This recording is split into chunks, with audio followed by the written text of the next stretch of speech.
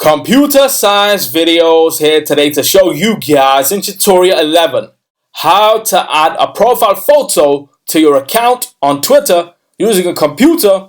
Without further ado, let us start the video. So in this tutorial, you need to have access to a Mac computer, a Twitter account, and a photo you wish to upload to your account. So we can now go all the way down to the dock, go to Safari, go to Twitter.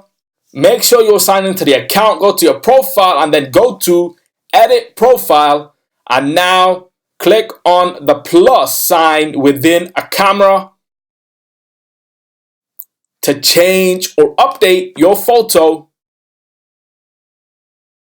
Go to documents, my YouTube channel, go to Twitter, and now you see a photo.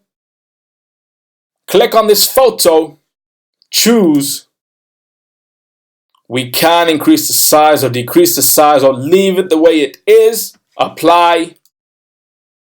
Save.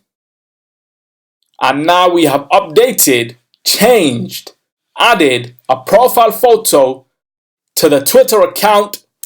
Command R to refresh. And there is the photo. We can now quit Safari.